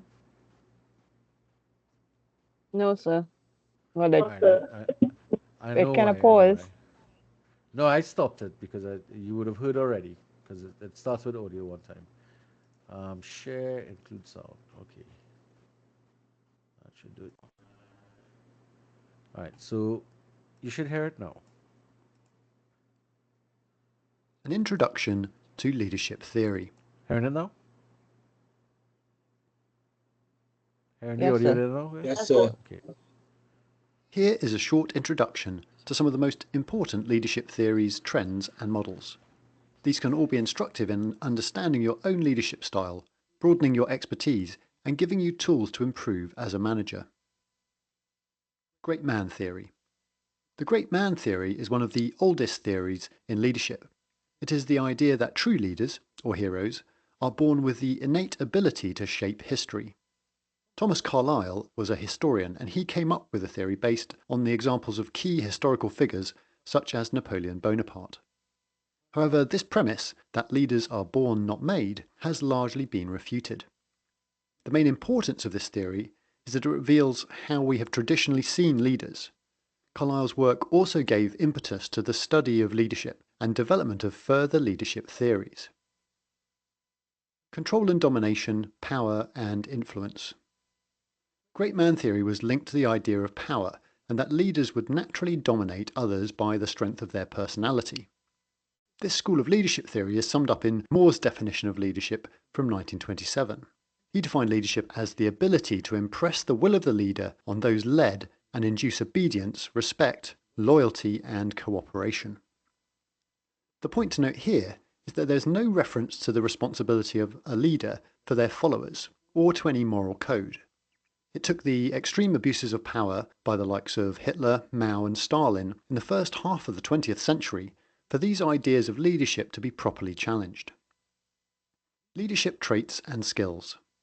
Academics also started to identify the traits of leaders to see what common characteristics made a good leader. In the early iterations of the theory, these traits were also seen as inherited and linked to the idea of the great man, the charismatic male hero who was tall and good-looking. This school of thinking evolved into identifying more positive traits such as integrity, moral courage, and humility. Importantly, there was also a shift towards characteristics that could be developed. As the emphasis moved from innate to acquired characteristics, the focus moved to identify leadership skills and behaviours that could be learned, such as communication, strategic thinking, and decision-making. Action-centered leadership. John Adair's action-centered leadership model was built on the premise that leadership skills and behaviours could be taught and adopted. The simple idea behind action-centered leadership is the need to balance the three core management priorities of task, team, and individual. A good leader must continually seek to achieve the task, build the team, and support the development of each individual. Transactional and transformational leadership theories. James McGregor Byrne took the ideas of influence and behaviour in another direction when he defined the difference between transactional and transformational leadership in 1978. Transactional leadership is management using a carrot and stick approach. This functional style relies on basic human needs such as income and job security. These elements are related to the lower end of Maslow's hierarchy of needs. Transformational leadership goes beyond transactional leadership.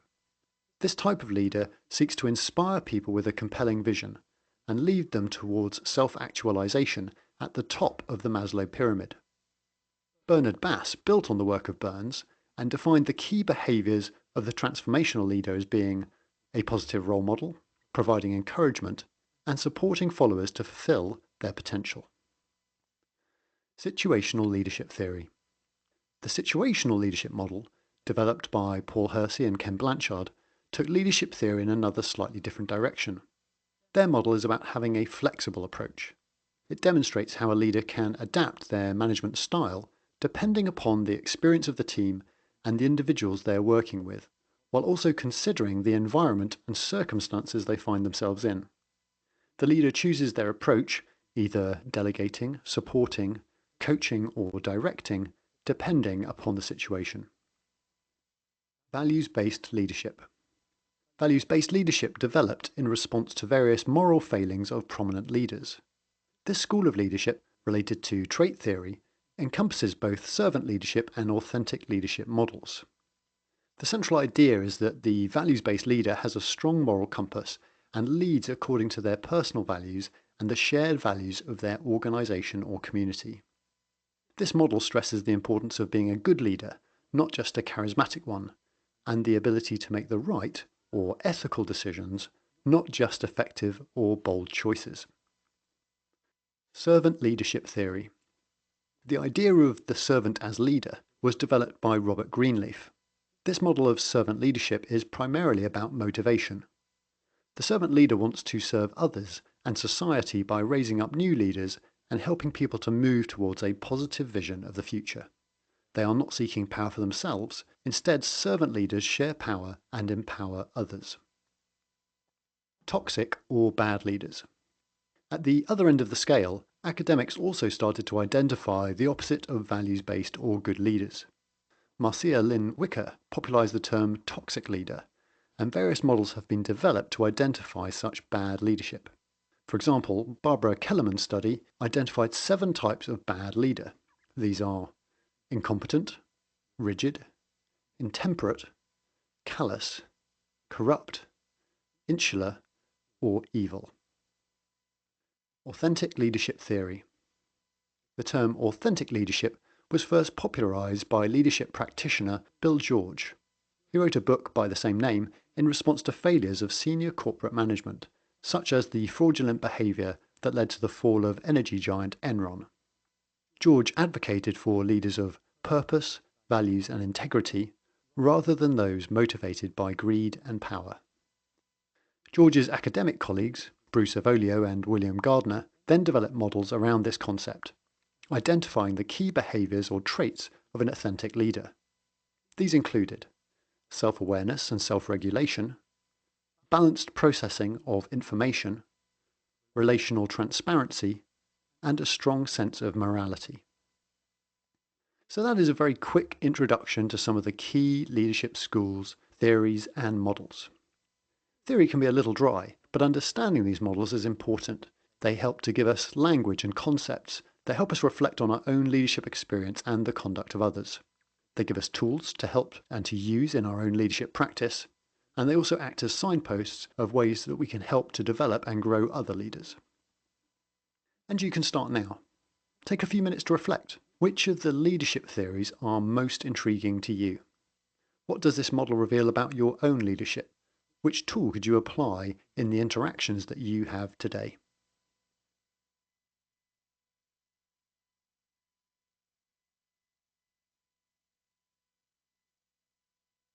All right, guys. That was like a summary of what we talked about before.